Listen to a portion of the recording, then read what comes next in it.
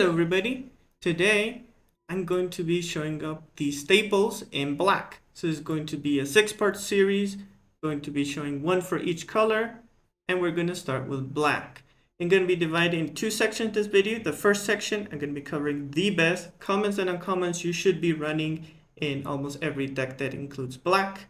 And the second part, I'm going to be covering the rares that are very good inclusions in almost every black deck. Let's begin. So for the uncommons and commons you should be running, first of all, we're going to be going into a little bit of subsections. First, we're going to be talking about discard. Then we're going to be talking about removal, 1 mana removal, then 2 mana removal, a couple of the MFDCs or 4 mana removal.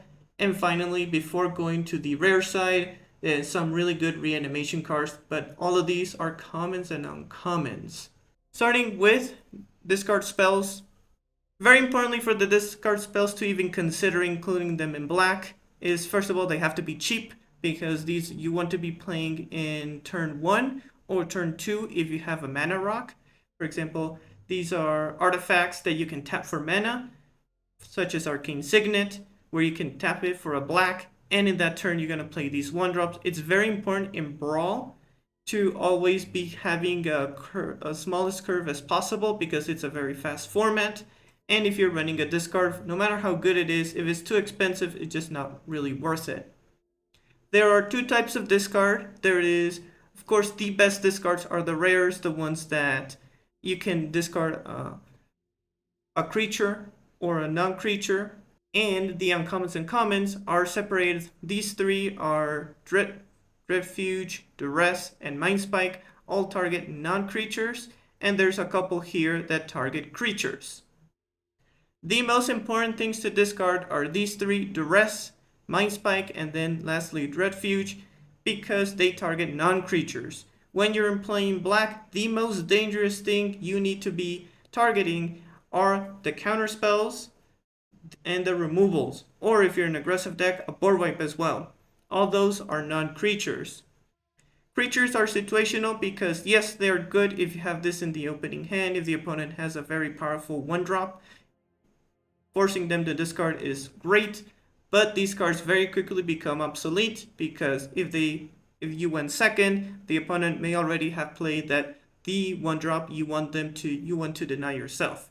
They end up being a little bit better against green decks because they play very expensive creatures, but into almost every other color they are questionable, but they're really good replacements. And that's one thing that does black very well, is if you don't have access to the best rares, black is probably the single best color to find good alternatives.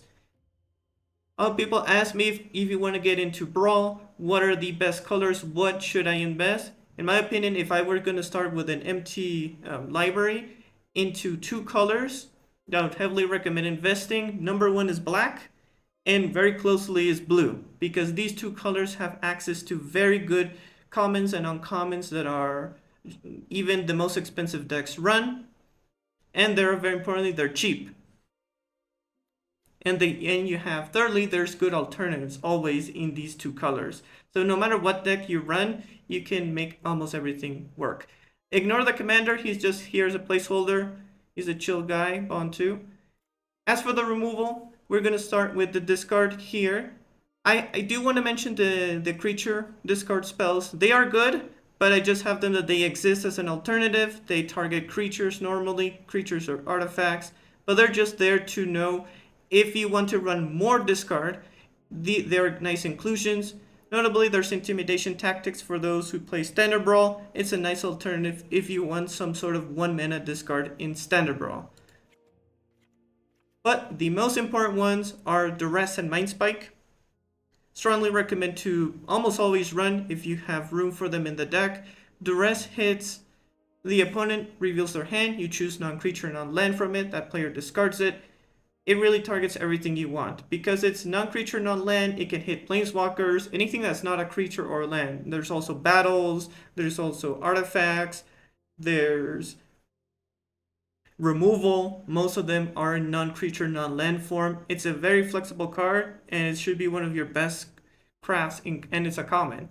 Mind Spike is another one that not many people play, but of course, the higher you go up in power level and dex, players will start adding this card, especially, for example, the ranked event in Brawl.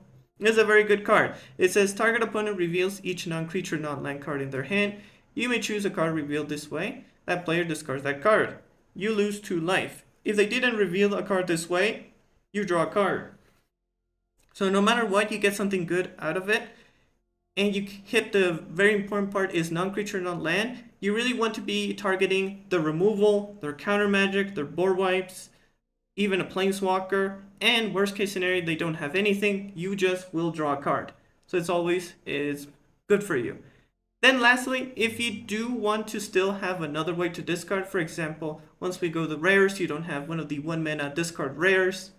This is a nice alternative, and it's just good in general, especially once you get to the higher power level. There are some very powerful 2-drops you do need to deny, and it says Refuge. It has Cleave 2 and a black. Target player reveals their hand. You choose a non-land card from it with mana value 2 or less. That player discards that card. In the late game, you can pay the 3, so it becomes a 4 mana. They discard whatever you want. But the fact that it is any non-land card with mana value 2 or less, you can make him discard. Very importantly, the removal. There's a lot of removal that's 2 or less. There's also a lot of counter spells. So this is a very good way to target counters. If you're playing against a blue deck heavily, they're very popular in Brawl. So it becomes a very useful card into them. So these are the discard spells. There's 3. There's going to be 2 more in the rare category, but means a total of 5. Very powerful discards. So that means if you craft these 3 hand hate cards, you're in a really good spot to targeting the hand early on. Now, the most important thing you want to do in black when you're crafting almost every deck is you want to have 1 mana removal. 1 mana removal is extremely important, and these are, I would say, of the 1 mana removal, the best removal you can get. They're all commons and uncommons, so you really have no excuse to not crafting them, and there's a good alternative. So I have 2 piles. I would say the best 1 mana removal or free, and some good alternatives that they're still very good and they're very applicable to multiple decks. First one is Cut Down. If you played this before the standard rotation, you know how good this card can be. It can target nearly every 1 and 2 drop, and you can hit a couple of 3 drops. As long as their total power and toughness is 5 or less, you're able to remove it. There's some really powerful commanders that are into this category, so it's pretty much a 1 mana kill the opponent's commander. Very rarely I find this card being bad, and it has good synergies with ---- triggers. For example, you have Ulcerate that does -3/-3. You can actually pair it with Cut Down and even hit larger targets. Fatal Push may be the best 1 mana removal you have. It is an uncommon. It is destroy target creature if it has mana value 2 or less, and has Revolt. Destroy that creature, it has mana value 4 or less instead if a permanent left the battlefield under your control. What made these so good is there are lands that do that for you. Any land that says search, it counts for the Revolt, meaning that very easily, even in a 1 mana in black, for example, we can just use our fetch land, and now we can target a creature that is mana value 4 or less. So it's one of the best rated cards in general. This card sees a lot of play even in Timeless. It's really good. Requiting Hex, this card is standard legal, and it has as additional cost to cast a spell. You may Blight 1. Blighting 1 is you put a -1 counter on a creature you control, and then destroy target creature with mana value 2 or less. If the spell's additional cost was paid, you gain 2 life. Normally the second side you don't care too much. It's mostly it targets a creature, mana value 2 or less. Play this in standard. It's used in every single black deck that has access to this card. It is really good. It targets mana value 2 or less. So even in Brawl, there is a lot of targets for this. And worst case scenario, if you need the HP, you can definitely Blight. One of the important things to note, if you Blight your commander and your commander dies, you can actually remove the perpetual effect. So it's, if you know your commander is dying, you can use the Requiting Hex with it. Now, these two are special, Dismember and Snuff Out. Dismember has 1 and 2 Phyrexian mana. Phyrexian mana means you can either pay the black or pay 2 life. So that means technically it could be a 1 mana, you pay 4 life and you get the effect, or you can pay up to the 1 and 2 black. And his target creature gets -5/-5 until end of turn. Up there of just one of the best rated cards in black, and recently in Arena they got a printing that's an uncommon. This card I believe used to be a mythic, so it's very expensive. Now it's just an uncommon. You could just craft it for an uncommon.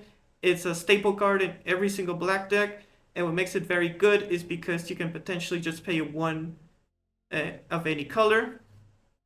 It even sees plays in 3 or 4 color decks because you can just pay the 1. Very good. I've definitely crafted in every single black deck. And then we got Snuff Out. Snuff Out is 3 on a black. If you control a swamp, you may pay 4 life rather than pay this spell's mana cost. And you destroy target non-black creature, it can be regenerated.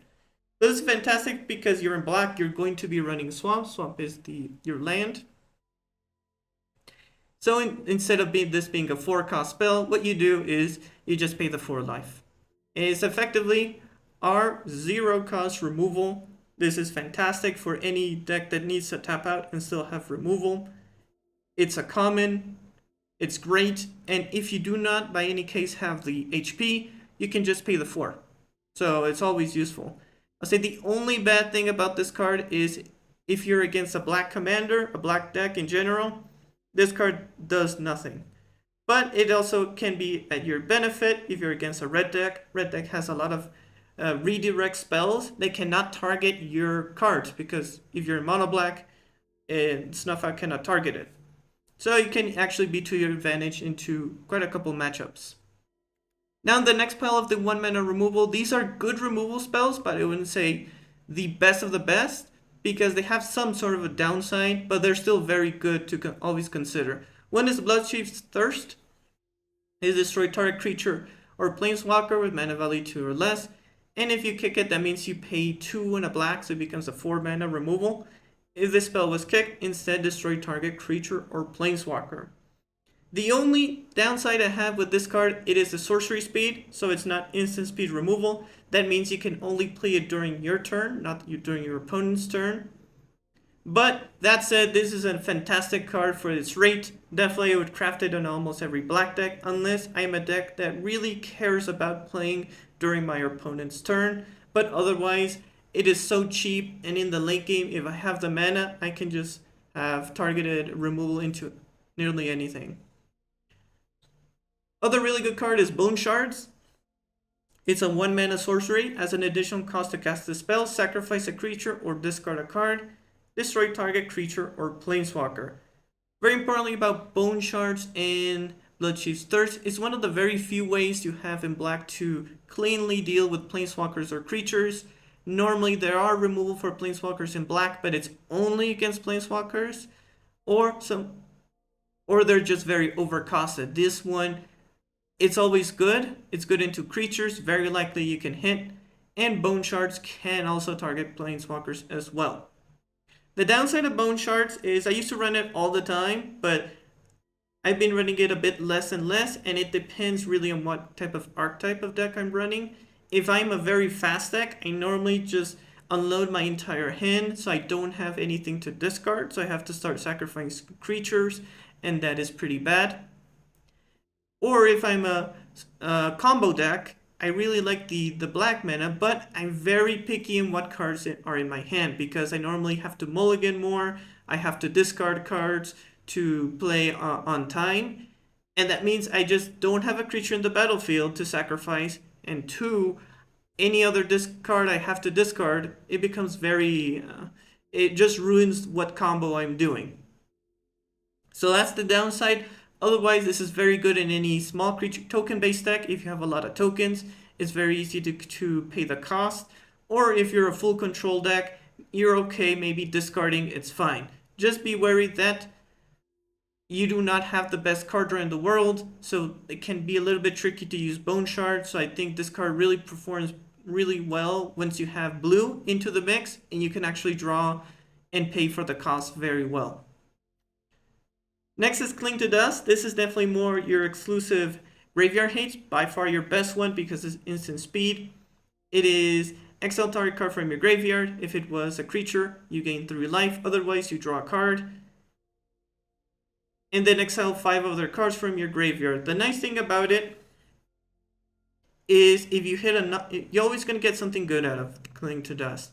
First of all, if you remove a creature, you're going to gain 3 life. And if you remove anything else, you get to draw cards. So it technically becomes a cantrip and replaces itself. This is one of these cards that if I have nothing else to add into my deck, they tend to always be good. And the higher power my deck is, the more I care about interacting with the graveyard. For example, there are very dangerous cards you need to take out from the graveyard because they can bring them back and just close the game. Also, if you're playing in a high power format, or it's a ranked event for Brawl, there is Strip Mine is legal there, and it's a land that destroys lands. But the thing you can do with Cling to Dust is you can just exile it before it comes back. So it's a way to stop it. It's instant speed. It also works, for example, if you're a self-mill deck, because you can always escape, which is exile 5 other cards from your graveyard, so you get to cast it. It becomes quite powerful into those scenarios, but I don't say a must craft, but if you want to have exclusive graveyard hate, or they just printed out a very powerful Reanimator commander, a commander that brings creatures from the graveyard, then you may want to start taking in this card. And finally, for the 1-drops, we got Ulcerate. This is for 1 mana, target creature gets -3/-3 until end of turn. You lose 3 life. It's actually very similar to Dismember. Of course, Dismember it hits more creatures, but you have to lose 4 life. This one less life, but it hits -3/-3. This is a good alternative, for example, into very aggressive decks that really cannot afford playing many 2-cost spells because their creatures are 2 costs, so you want to play a removal on your odd turns. For example, any Rat Colony deck or any deck that plays in general a bunch of 2-drops, you want to play on your first turn, then your third turn you have 1 mana left. This tends to be one of the better cards. It's also -3/-3, so for example, if they have a 3/3 and it has Indestructible, because its toughness is going to 0, it will die, so it helps you very well there. It also pairs very well with Cut Down because you can now hit much larger creatures. Ends up being quite flexible card. I do like it. In these scenarios, I'm okay losing the life, but normally aggro decks can't afford it. If you're playing a control deck, you do value your life a little bit more. Continuing with the 2-drops, there are commons and uncommons. Probably the best one, you want to be including first into almost every black deck you're going to run, is Bitter Triumph. It's 1 on a black, it's an instant, and as an additional cost to cast a spell, discard a card or pay 3 life. Destroy target creature or planeswalker. Now that we're going to the 2-drops, it's very important to note you want to complete a couple conditions if you want to play a 2-drop removal.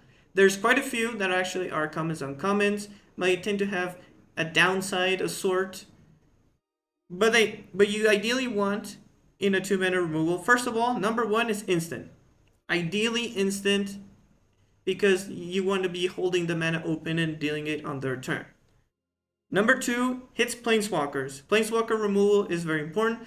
Black has a couple, but you definitely want this side to either I remove a creature or a planeswalker. That's condition 2. And condition 3, make sure the downside is not that oppressive to do. Make it consistent or having a couple options. Losing life is not that bad. There's other removals that have to complete certain conditions, but this one is very flexible because you complete the condition, it's an instant. You also complete the condition, it hits a planeswalker. And the downside is I can pay 3 life, but if my HP is very valuable in certain scenarios, I can just discard a card. So it's probably the most flexible as a black removal you can get, and the ability to target planeswalker is very valuable. The other one that can target planeswalkers is Shieldred's Edict. It's a 1 and a black, and you get to choose one. Each opponent sacrifices a non-token creature of their choice. Each opponent sacrifices a creature token of their choice, and each opponent sacrifices a planeswalker of their choice. I would say the most important part of this card is actually know how the UI works. So, because you can actually make the mistake, because the first and second mode of non-token and the creature token, if you don't know what part of the UI to target, you can actually make the mistake and force them to sacrifice a token, while in reality you want a creature. It's always the same options, and it's always in the same order. It goes from top to bottom. In the UI, you're going to have 3 boxes, and it's going to be from left to right. So if you always want to target a creature, you're going to be picking the box always on the left. So if you're playing fast and you always want to target non-token creature, you know in the 3 boxes is going to be the one on the left. And if you want to target the planeswalker, you go the full right to target the planeswalker. That one's easy, but just the other two have almost the same identical text, and sometimes you have the mistake. So if you want to hit non-token creature, always choose the box on the far left. What's powerful of this effect, it's an edict. That means they have to sacrifice a permanent, whether it be a creature or a planeswalker, and it's one of the cleanest solution to target a planeswalker, and it can also target a creature. I would say the only downside of this card, it's not very good into multiple creatures, but it is one of your best answers into planeswalkers, and if it doesn't work, you can always target a creature. Also very good with sacrifice spells like these is the opponent, let's say, put hexproof or way to defend their single creature. This is one of the few ways that it bypasses it. The only defense they can have is either a counter or a way to just bring it back from the graveyard. Now the other ones is Go for the Throat. Go for the Throat has destroy target non-artifact creature. There's not really that many dangerous artifact creatures you need to deal with. Most of the most dangerous artifacts are non-creatures anyway, so that's the good news. But it is one of those cards you don't want multiple copies of this effect. It's Brawl, so it's only 1 copy, and you don't have to pay HP, you don't have to discard a card. It always usually has a good answer. Other than removal is Infernal Grass. I would say between this and Go for the Throat, I tend to play Infernal Grass more because it has guaranteed to always have a legal target, while sometimes Go for the Throat will miss. But these two are very good. This one has the downside of just you lose 2 life, but it's okay. In a removal side, I do consider this more of a removal, is Deep Cavern Bat. If you have played him in Standard, you know how good this guy is. Not only do you look at their hand, you also exile a non-land card from it until this creature leaves the battlefield. So it's one way to not only know what your opponent's hand is, but you also can take either their best card or removal. So for example, if you know their hand has a way to kill the bat, you just take the removal that kills the bat, and now you're card positive. Second thing this guy has, it has flying and lifelink, meaning it's very easy for you to constantly be doing a bit of chip damage. Black is a color that loses quite a bit of HP for resources, so being able to mitigate that with a bat is extremely valuable. If you want a second bat, it's not as good as the bat. That is Kitesail Freebooter. He's a 1 and a black, and he's an uncommon. He also has flying, and it has when this creature enters, target opponent reveals their hand. You may choose a non-creature, non-land from it, exile that card until this creature leaves the battlefield. The downside is this card will not be able to take creatures, but if the opponent has a very powerful planeswalker or a very powerful removal, you're able to take it out. Same function as the bat. But of course, I do think the bat is a bit better, but there's a nice option if you want another card that's almost as similar as the bat. Now in the second pile, I do want to mention some extra removal pieces that are good commons and uncommons. I don't think they're as good as the first pile, but they're good if you want to consider, my deck needs more removal. What are other good options? One of the turtle set I really starting to like a lot is Death in the Family. I play him in Standard Brawl, but even in Brawl I think he's very good. It is exile target creature with mana value 3 or less. Exile is becoming more and more important. There are many ways to give creatures indestructible. Wizards is also printing a lot of creatures with indestructible. For example, Bantu here, he's an indestructible creature, so Death in the Family is able to take him out, such as Catramos is another very powerful commander that has indestructible. In general, it just targets quite a few creatures. there are certain colors that have defense into removal. For example, black has ways to bring back creatures. So making sure to guarantee that creature just gets exiled and doesn't come from the graveyard. Death in the Family, I like it quite a bit. Other one is Shoot the Sheriff. Shoot the Sheriff is a straight target non-outlaw creature. So outlaws are assassins, mercenaries, pirates, rogues, and warlocks. I would say this is pretty nice, but Outlaws of Thunder Junction from this set got printed. It does have quite a few outlaws, so you do have to be careful, especially if you want to play this in Standard Brawl. Standard Brawl does have quite a few commanders that are outlaws, so this card, it's not bad. It definitely would be one of my final picks for removal, because there are certain commanders that where this card really does not work at all. Fortunately, a lot of the high-powered decks aren't in these categories, but sometimes there are some very good rogues and pirates, so it is questionable, but it's definitely, if you want an extra removal, this is one of the better ones. Heartless Act is another one that's standard legal, and you can choose one, either destroy target creature with no counters, or remove up to 3 counters from target creature. There's an optional conditional removal where if the creature has no counters, it's just a clean removal. But unfortunately, there's quite a few ways creatures do have removal. For example, ever since they added Earthbend on the Avatar set, green is now can very easily put counters on creatures. There are many cards, for example, from Edge of Eternities that added a lot of ways to give counters to creatures. So it makes Heartless Act a lot worse than it used to be. It used to be very good. Now, I'd say it's optional. I'll say it's very interchangeable between Shoot the Sheriff. It just depends on what is popular, especially for Standard Brawl, where I would have to pick. Before, Shoot the Sheriff was a lot worse, but now that they printed more non-outlaws, it makes this card a bit better than Heartless Act. If you need to deal with enchantments, Feed the Swarm is one of the better cards. Unfortunately, it's a sorcerer. It's 1 and a black, and destroy target creature or enchantment an opponent controls. You lose life equal to that permanent's mana value. I would say one of the few permanents you do not deal very well as in black is artifacts are the one big one, and the second one is enchantments. There are a couple of ways to deal with enchantments. This is the cheapest one, but unfortunately you do have to lose quite a bit of HP for it. That's why I really value the removal or the hand hate that targets non-creatures more than targeting creatures, because it can also help you out in discarding a valuable artifact or a valuable enchantment. And Feed the Swarm is a more direct solution, but it tends to be very expensive, not only in the cost, especially in Brawl. You have to pay now double the mana instead of 1 mana, and 2, you have to also lose the life. So if the opponent has a bunch of creatures and you deal with their enchantment, now you're taking a bunch of damage. Continuing, we have other extra removal pieces. They're a bit more conditional, but they have some advantages to it. We have our MFDC's lands. There's 2 from Modern Horizons I do want to highlight because they're uncommons, and they offset one of the disadvantages. Many of these cards have 2 sides.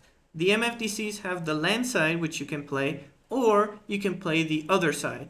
For Boga Trawler, you can play him as a creature that exiles target player's graveyard, and the other side is a land. Very importantly, it has the effect when this land enters, you may pay 3 life. If you don't, it enters tapped. One of the massive disadvantages of these type of lands is that they almost always come in tapped. So these are one of the very few lands where you actually can pay life and constantly play. For example, this is your only land on 2 or 3. You now can always play on curve. So you can play a 1-drop, 2-drop, 3-drop, which you really want to do, especially in this format. Next, very powerful MFDC almost every black deck should run is Fel the Profane. It's a 4 mana instant, and it is destroy target creature planeswalker. It completes one of the conditions. It is an instant. It can target planeswalkers. And I'll say the downside is it's probably our most overcosted removal, but the fact that it is also a land means you always have the option. Do you want to play this as a removal, or do you want to play this as a land? And it will be able to pay the life, so it doesn't come in tapped. And it's an uncommon, so it's very good.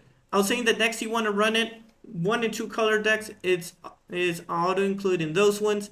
Three colors, it really depends on what is your main color. If black is your main color, then this is not bad at all.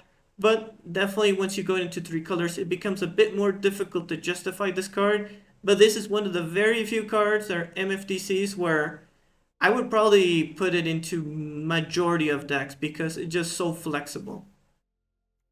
Other good ones is Vote Out. Vote Out is a 3 and a black, but it has Convoke and it's a sorcery, destroy target creature. What makes this special with Convoke cards is if you're heavy creature based deck, if you have 4 creatures and one of them is a black color creature, you can actually tap the 4 creatures and you pay the Vote Out cost. That's the unique part of Vote Out. Why I do like it a lot in creature based decks. Of course, it's a situational card. If you don't run that many creatures, it's not that good. But what makes this special is instead of playing a removal for 2, what you can do is play a bunch of 1 or 2 cost creatures, tap all of them, and then remove as well. So you get to play ahead on the board and still be able to answer the opponent's creature. In a rare, we have Pylon, so if you want another of these effects, then that one's an instant. Other ways, if you want another way to deal with enchantments, is Withering Torment. In my opinion, I think it's a bit better than Feed the Swarm because you don't have to lose that much life, and you have the advantage to also target a creature. You just lose 2 life, and you can target enchantments. Finally, concluding the uncommon side, I do need to talk about the ways to bring back creatures from the graveyard, because that's one of the big themes Black does. Black does a couple things very well. Discard, it also is very good at targeted removal. And it's also very good at bringing back creatures from the graveyard. It works very well with the graveyard. On our 1 mana side, we have a couple cards that bring our cantrips. These are cards that, if the opponent plays a removal on your key creature or your commander, you can play 1 mana for these effects, and they do a certain effect, either indestructible, or in this case, if they die, they come back to the graveyard. Of these cantrips, you do have to play them at instant speed. They're all instant speed spells because they're temporary, only happen until end of turn. But I prefer to run if I'm running cantrips, running the effect, if that creature dies, it returns to the battlefield tapped more than indestructible because there are some very nice interactions you can do with it, and it bypasses one of the big issues is in giving creatures indestructible is they're bad into bounce spells. They're bad into exiles because it's not a destroy spell. They are bad into a transformation effect. They're also bad into, I would say in general, anything that just taxes the card, normally bounces as well. There are quite a few effects that Indestructible does not protect you from. But one of the things about when it dies is it protects you the same thing that Indestructible does, which is a board wipe or a targeted removal that says destroy. And 2, let's say if your creature, they targeted with an exile spell. Black has a lot of ways to sacrifice or spend their own removal on that creature. So what you can do is, in response to their exile removal, you actually use this on your creature and you target it with your own removal or a card that sacrifices him. That counts as that creature dying. That means it comes back, and now the target spell does not have a legal target anymore because it's already dead. That means it just goes to the graveyard. So that's one of the very nice ways you can play around, even getting the downsides of it only being if it dies. So I like these a lot more. Black has many ways to sacrifice, even on instant speed, so they end up just being a lot better. Bailout is a bit of an interesting card. It's an alchemy card that has Overlord. So instead of, if you pay the 5, instead of giving the effect to one creature, it gives it to all your creatures. So it's of the cantrips that brings back from the grave, and definitely one of the better ones. Unearth is a way to just directly bring a creature from the graveyard to the battlefield, but it only has to be mana value 3 or less. If your commander costs 3, for example, here we got Bontu, and let's say our commander died from an edict. For example, the opponent played a Shieldred's Edict. It targeted my commander. He now is dead in the graveyard. And I have this card, Unearth. I can bring them from the graveyard to my battlefield the following turn. It only has to be in the graveyard. I would say it's absolutely indispensable in any commander that's in black. and that cost 3 or less, because it's just a free way to just bring them back from the graveyard. Very powerful card. And of course, I'm gonna quickly just highlight the other ones that do the same effect as Bailout. And then we have Malakir Rebirth. This is another MFDCs. It does have the downside that the land will come in tapped, but it has a very strong effect to, if the creature dies, you lose 2 life and it comes back. Makes it a very valuable cantrip to have, and usually I don't run it in every single black deck, but the few that I really like to run these bailout effects, I will use Malakir Rebirth. And one of the important things to know in Arena is you want to have an average 40 lands is just the standard in these 1v1 formats, especially in Arena, because the moment you go to 39 or less lands, it will start just giving you a bunch of 2 land hands with just 2 lands. I don't know, it's just a thing with Arena, so I normally just stay to 40. So one way to mitigate not having that many lands is these type of lands that have an additional effect, or they come in as lands, and Arena does consider them as a land. So you have that option as well. Finally, with the uncommons, we have a couple ways to bring back creatures. For example, the staple is Zombify. Being able to bring back a creature just for 4 mana tends to be the cheapest one. There's a rare and uncommon that does it a bit cheaper, but this is just the staple. You want to be playing for a way to bring back a creature. The other two, one is a rare, we're going to be mentioning right after this, and then Necromancy. Necromancy is an enchantment where you can bring back a creature. You can cast it in your opponent's turn, but if you do, it will sacrifice it. So unless you really care about and enters affecting the opponent's turn, you may do it that way. Otherwise, it's just a nice way to bring back your creature on your turn, almost like a Zombify, just for 3 mana. There are other two here. We have No One Left Behind and Revoke Demise. These are reanimation effects, but if the creature is mana value 3 or less, it has a discount. This is very important if you have, for example, here we have a commander that costs 3. If our commander died for some reason, what we can do is pay the discounted cost. For example, it only cost us 2 mana here. We can bring back our commander. So another way to bring back our commander without having to play a card like Zombify, because Zombify is quite expensive, and No One Left Behind now only costs 2 mana to bring back. Very good. I pretty much just not included any commander that is black and costs 3 or less. A little bit more expensive, it does cost 3 mana, and that is Revoke Demise. Same effect. It's just instead of costing 2 for No One Left Behind the discount, it does cost 3.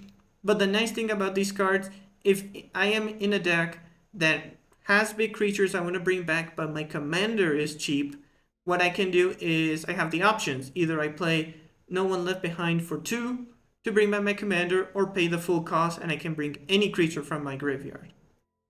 And finally, we have these Swamp Cycle cards. The normal rate for these cards is 2, and this effect is you can discard a card and you can look for the basic of the cycling type. So this one is for swamps, and you just need to pay 1 mana. You discard the front side, which is Troll of Khazad-dûm, and you're able to just search for a swamp. What makes this a bit special in black specifically is, first one, he's cheap, is the cheapest rate, is from the Lord of the Rings set. All of the Lord of the Rings cycle cards that either fetch swamps, forests, plains, in general, they cost 1, and this is the creature side. And what makes it even better in black is the color to bring back creatures. So, what example, you cycle on your previous turn, you get your swamp, and then the following turn you can actually zombify and bring back the troll from the graveyard. It gets even more crazy as with cards like Reanimate, that is just 1 mana, able to bring him back as early as turn 2, even turn 1 if you have a way to have multiple black mana on a single turn, and that can very easily close the game. So of the cycle cards, I think it's the best one, and it sees a lot more play in 3, 4, and 5 color decks that really care about specifically hitting their lands. It also works with other combo decks where your commander searches for a card when it enters for a card that's mana value X or less, and because this commander is expensive, this card is expensive, what you can do is it completes the condition. For example, with Discover or Cascade, that you want to hit a certain card, but you also want to consistently have the mana to cast your commander. So there's a way to search for a land while not doing nothing on your early turn. So these are the cycle cards. So that's the first part. And in conclusion, for the commons and uncommons, as you can see there, I haven't mentioned a single rare or mythic that you can play in black, and there's still a couple alternatives you can run in commons and uncommons, and they just work very well, and it makes black very flexible. For the second half, now talking about the staple in rares. So this is definitely more of the subjective side, but I'm trying to cover at least the rares that have the condition that you can pretty much run in almost every deck, and they're very useful. I will talk a bit about the combos you can run also in black, the popular ones. But starting with the rares, I would say if there are 4 rares you absolutely want to be crafting once you invest your uncommons, and you want to invest into this color. The 4 rares and mythics I would craft first would be Dark Ritual, Inquisition of Kozilek, Reanimate, and Thoughtseize. These are the 4 ones. Thoughtseize is a mythic. I think it's a rare too. I don't remember. But Reanimate here, it's your cheapest way to bring back a creature for just 1 black. You will lose the life equal to the card's mana cost, but it is the cheapest way to bring back any creature you want from your graveyard. And you can do some nice combos, for example, the Troll, where you Swan Cycle and then next turn you Reanimate, and now you have a 6/5 as early as turn 1 or turn 2. Dark Ritual is a bit special because it's one of the ways we can play an expensive card earlier. It is a black, and as an instant, it has add 3 black. I would say one of your best cards in mono black, and it's very good on 2 colors. The problem I would say with this card is once you start going 3 or more colors, it becomes a bit more questionable should you be running this card, because there's not that many permanents or creatures that will you need the triple black for. For example, if it's a white, a black, and a red, then it only covers one of the colors, and sometimes you need it to cover more selective mana. So I would say that's the one downside of Dark Ritual. But if your main color is black, and you're playing a very expensive card, let's say again with the Troll, and he costs 5 and then a black, he can cover very easily the cards of the mana of Dark Ritual. Now for your hand hate, Inquisition of Kozilek as well as Thoughtseize. The best one of the 2 is Thoughtseize. It has target player reveals their hand. You choose non-land card from it. That player discards that card. You lose 2 life.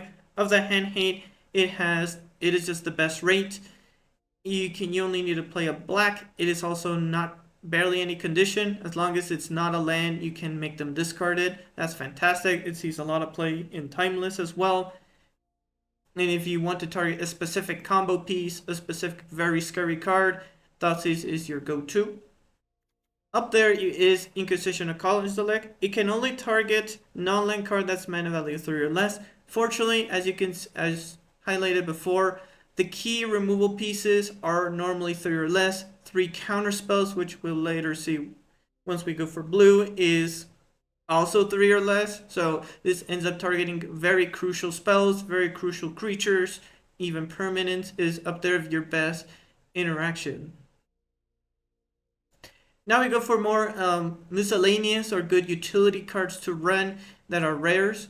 We go Necropotence. Necropotence is your go-to card draw. I think it is the best card draw. The only condition is you do need to have triple black, so not every deck can afford it, but the few that can, it's game-winning spell. It has skip your draw step, and has whenever you discard a card, exile that card from the graveyard, and then you pay 1 and exile the top card of your library face down, put the card on your hand at the beginning of your end step. This allows you to, as long as you're paying, let's say 4, 5, 6 life, you can get a full hand, a full grip at your end step every single turn. So you're effectively drawing way more than a single card. The downside, of course, is you are definitely on a timer, because you will eventually run out of life to give for the card draw.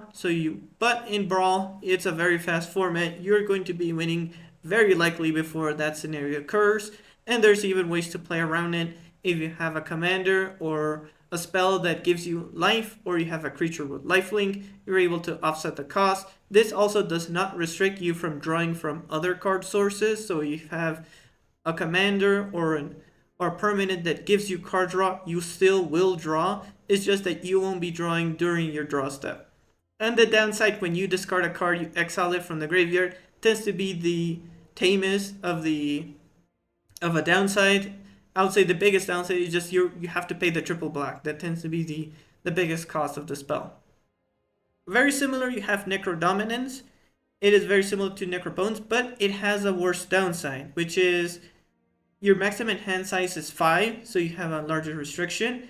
And if a card or token will be put into your graveyard from anywhere, exile it instead. That is the biggest downside of Necrodominance, where I would say it is good if you're not playing with creatures or you do not mind about your graveyard. But as I highlighted before, black is the color to play cards from the graveyard, to discard your cards and then play them, reanimate them. So that is the downside of Necrodominance. So if I'm playing a creature-based deck, I do not run this. I'm much more likely to run Necrobones than Necrodominance. But if I'm a full control deck that does not mind too much about the graveyard, then this is a very powerful card to run. Now going for the next one, Black Mark Connections. This card is very good, but the higher power level your deck is and the higher bracket you're running, the card will become worse and worse. But I would say for the normal queue, this is one of your best cards. But unfortunately, the higher power level your commander is, the worse this card will get, because it's effectively a 2 mana and a black, and you don't do nothing until end of turn, so you spend quite a bit of mana and did nothing. But at the beginning of your first main phase of your following turn, you have 3 options. You have create a treasure token, you lose 1 life, you draw a card and you lose 2 life, or create a 3/2 shapeshifter creature token with chain link, you lose 3 life. Very important to note is you have to always pick one mode. You cannot pick a nothing. You always, bare minimum, you have to create a treasure and lose a life. But this, for 6 HP, you're able to get a bunch of value. Very good, even in Brawl, especially if you're playing against lower decks. This is a fantastic card. But once you're playing a much higher bracket, the card will become worse and worse. Other the good ones is Terminus Return, is another good utility mana rock. Very important here, it's a 2 mana artifact that comes in untapped. What makes this card pretty good is the pairing. If you do not play good 1-drops, this card is not that great.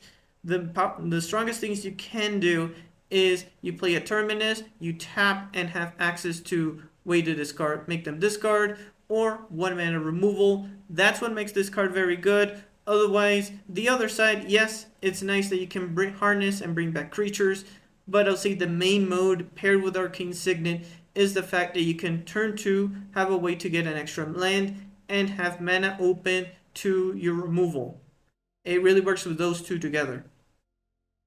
If you are a creature-based deck and have many ways to make creatures, Chthonian Nightmare is a very powerful card. It's also really good in creature-based decks, and your commander costs 3 or less because it gives you 3 energy, and then you pay the energy, sacrifice a creature, and then you return a creature depending on how much energy you cast. And very importantly, this comes back to your hand, so you get to repay it. Your only restriction is mana. This also enables a lot of ways to gain infinite, especially if you have a creature or a creature that gives you mana.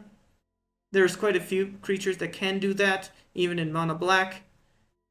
And you're able to just constantly cycle and play all the creatures you can get. But bare minimum, if your commander is cheap and you're, let's say, an aristocrat deck, a deck that makes a lot of tokens or small creatures, you can constantly sacrifice him and bring back your commander, or complete just paired with Blood Artist effects that drains them for life and you're gaining life. You're able to, your only limitation is really mana. So it's very good into decks that really want to bring back their commander, or they're very susceptible to getting removed.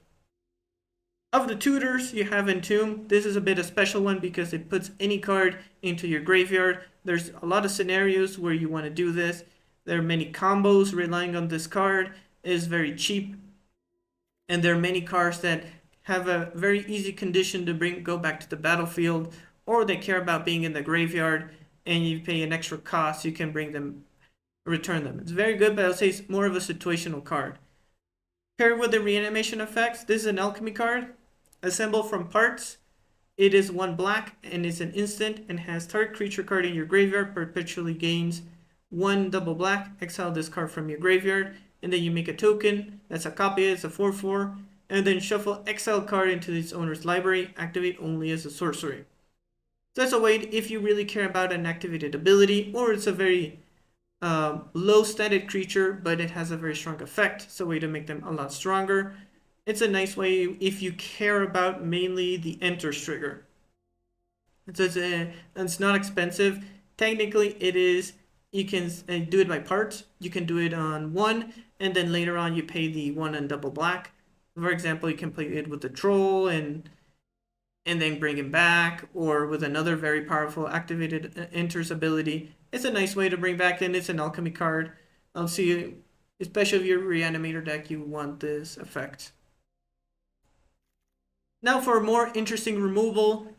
First, I do want to highlight Planeswalkers. I see the only Planeswalker that is almost every black deck should be running or close to is Liliana the Veil, because she's cheap. She is 1 mana and 2 black with 3 loyalty and has +1 discard and then -2 to sacrifice. The -6 it very rarely gets there, but very importantly, it's a very cheap Planeswalker that has no protection, or you can attack the hand. Even aggro decks like this card because you just dump your entire hand and you just +1. And even if you have any card, what you can do is your card is less valuable than theirs the later the game goes. So you're okay +1ing and then either go for the ultimate, or you're constantly be able to -2 and make them sacrifice.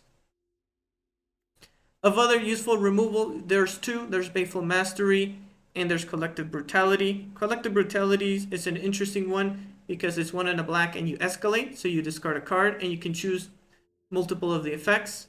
Depends on how many cards you discard, so up to 2 to get all 3 modes. So you can attack their hand, and his opponent reveals their hand and choose an instant and sorcery, and then they discard it. You can also make them target creature gets -2/-2 until end of turn. And the last mode, opponent loses 2 life and you gain 2 life.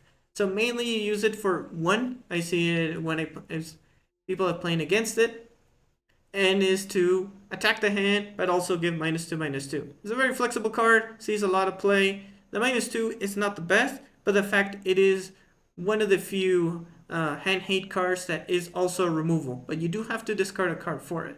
But it can be anything, a land for example. Then there's Baleful Mastery. It's a 4 mana removal, but you can pay 1 and a black. And if that cost was paid, then opponent will draw a card. It's a way to exile, because black does not have the best exile, so there's a good way to exile for just 2. Hagra's Mauling is another MFDC. It does have the disadvantage of the land side always entering tapped, but the spell can technically cost 3. If an opponent controls no basic lands, so against multicolor deck it becomes better. This sees a lot of play in mono black, but the more colors you add to the deck, the worse this deck will get, because the 1 black, especially tap, can be a big downside. But it's very good on decks that really do not have room to play a lot of removal, because their combo requires so many cards. This is one of the ways in your mana base you can have removal. It sees a lot of play in those type of decks, but if you are running a very high power level deck that can run better removal, then this card does not see play. For example, compared to the other MFDCs, it is much more likely you play Fellow of the Profane than you play Hagra Mauling, but if you want another effect, this is the other effect. Grief is one of your evoke elementals, is the one for black. It has the effect of Thoughtseize. When it enters, you do the same effect. You make him discard a non-land card. But it has the downside that he will die if you pay the evoke cost, which is you exile a black card from your hand. Technically speaking, this is a way for 0 mana to attack their hand. You just need to exile a card from your hand. Be mindful, it's an exile, it's not a discard, so you will lose it for the rest of the game, that card. And it pairs very well Grief with effects such as Bailout. because if he returns, he doesn't evoke anymore, and he stays as a 3/2, and you get the enters effect twice. I'll say that's where this card really becomes very good. And in general, if you have room for him, you play him, but you have to be very mindful. There are many matchups where if you give up 2 cards for their 1 card, they end up not being worth it. And normally their best case has been just playing it as a 4 mana 3/2. And it's not bad, so no matter how you play it, it's nice.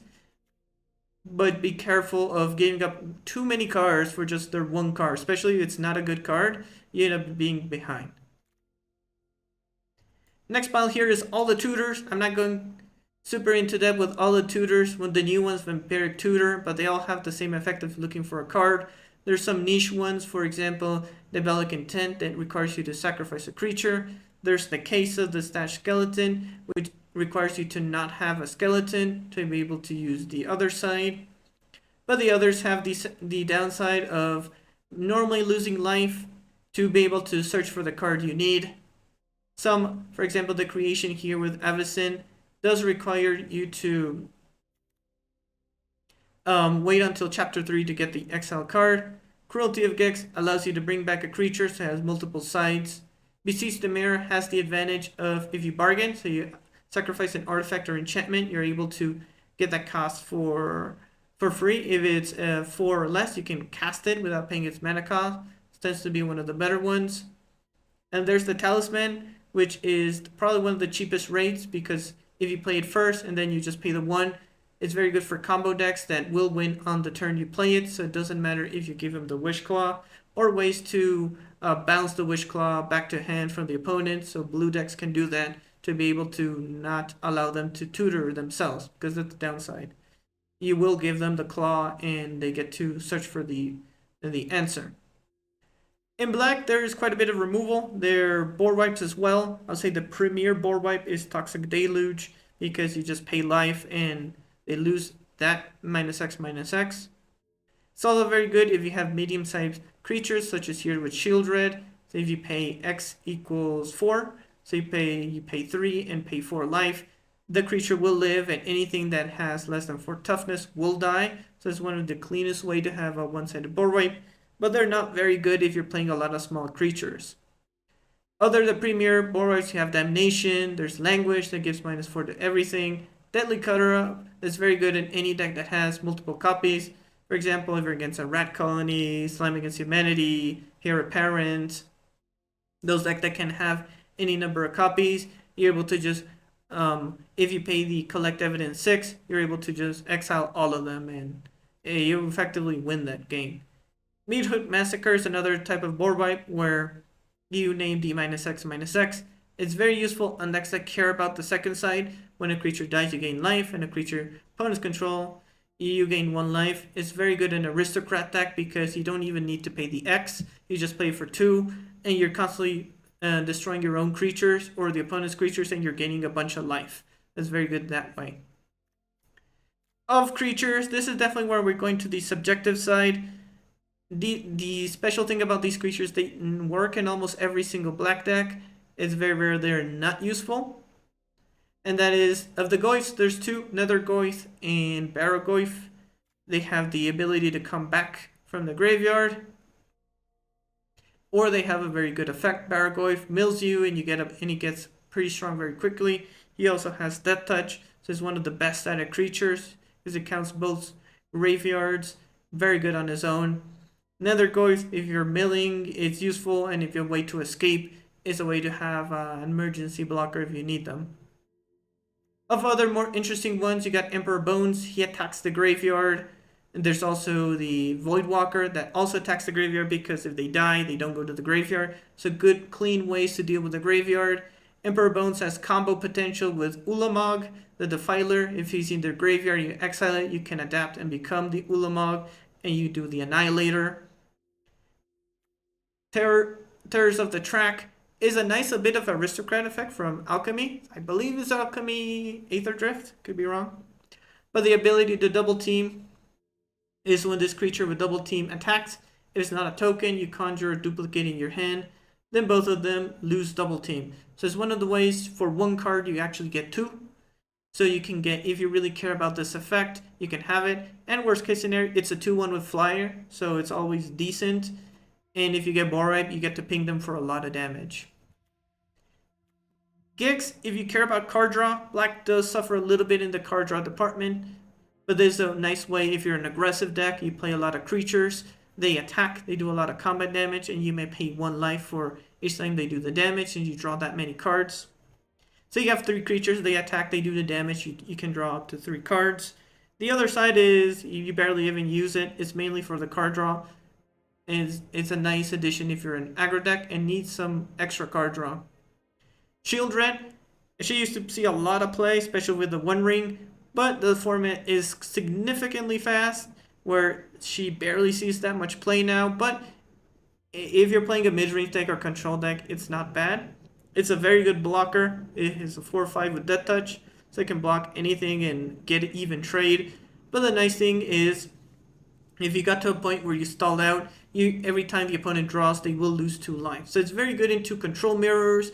Any deck that really cares about drawing a lot of cards, it's a way to shut those down. But I do have to say, of the staples, it is good, but I would say it's not essential anymore.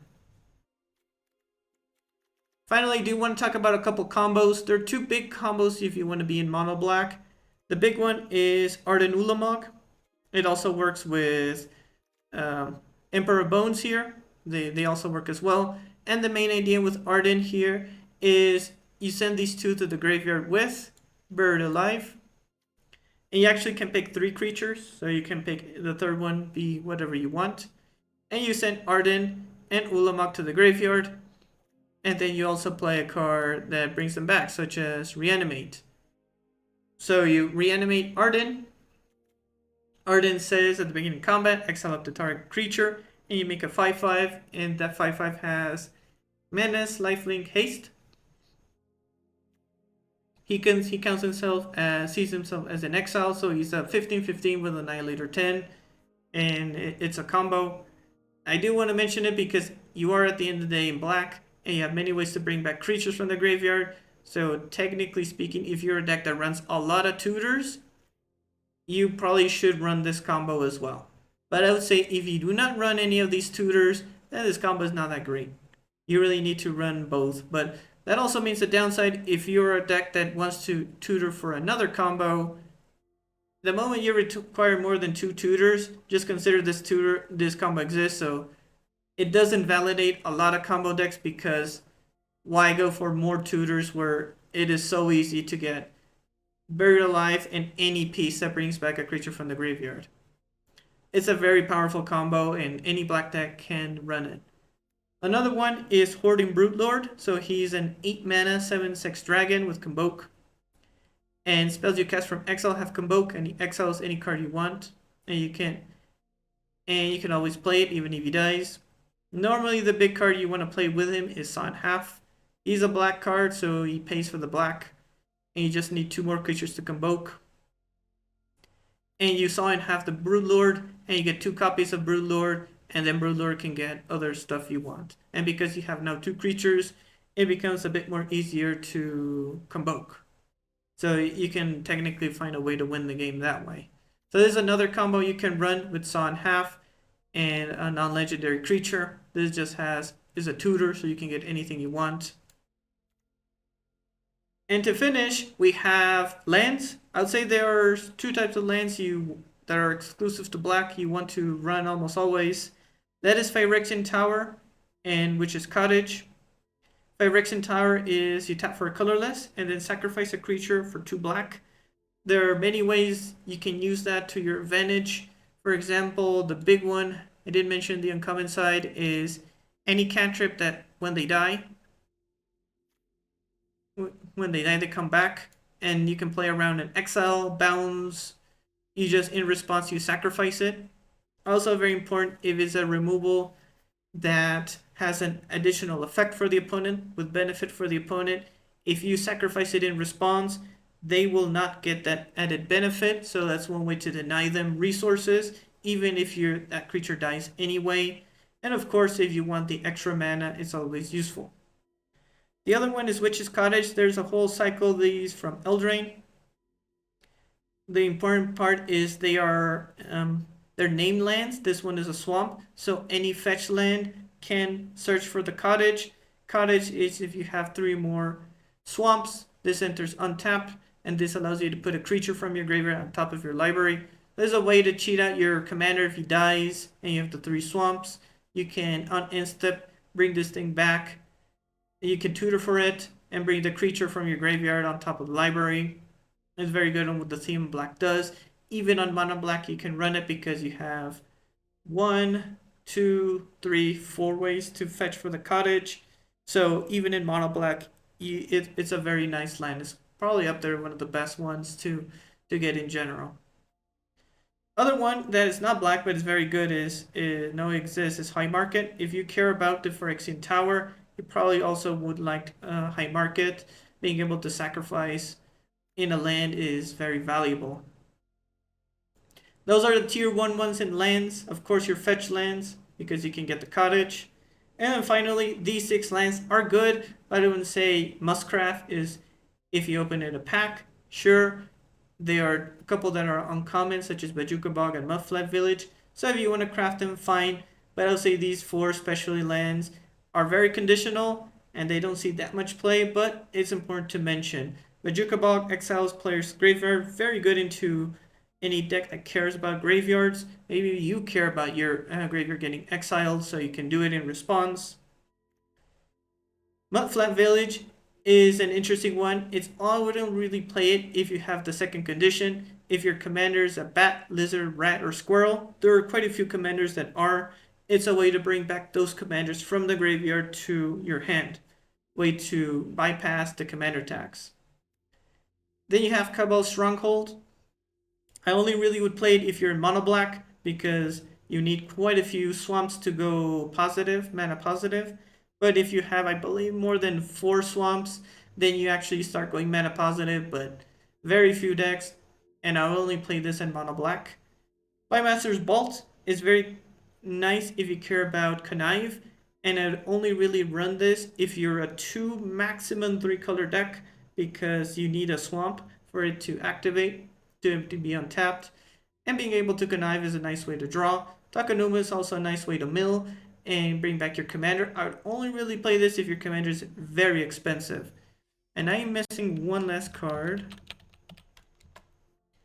And that is the Overlord. The Overlord is probably the last card I recommend for crafting. Now, where is he? There, Overlord of the Baelmerk. Is of the Overlords, I think almost all of them are very good, but this is up there one of the best because you can impend for 5, so very cheap. You get to mill 4 cards when it enters, and you can bring back a non-avatar card or a Planeswalker from your graveyard to your hand. If you're a Planeswalker deck, if you're a creature-based deck, especially for your commander, you really like this card because it's one of the few ways to bring back Planeswalkers from the graveyard to your hand. So, for example, you can play Planeswalkers as a commander. Let's say you are playing Liliana or any of the Planeswalkers in general. You can mill, and it doesn't have to be of the mill cards. You can always bring your commander from the grave to the battlefield. You're playing a cheap commander, and they just killed it back to back, and you're a creature-based deck. You can always play this, bring back your commander to your hand, and just pay him for its original cost. That's just very flexible, I do feel. If you're a creature-based deck, you really like this effect. And even certain Planeswalkers, if you play enough creatures, and maybe you want to try an Overlord, as you can bring back a Planeswalker. So this is the rare side in general. There's quite a few cards. I definitely say black is very flexible. The nice thing about black in general is you can play the uncommons. And if you don't have any of the rares, there's quite a few ways to replace. Probably the color if you want to start out, because you can, if you add all these uncommons, that's a good chunk of your deck. And then you can play whatever you need. You also feel one of the very important signs you need in Brawl is interaction. You can play almost whatever you want, but you also need to answer the opponent's board. And black has one of the best answers to it. Either attack their hand, attack their planeswalkers, destroy their creatures, and if your commander dies, there are many ways to bring him back. If you enjoyed the video, make sure to like and subscribe. Thanks for watching.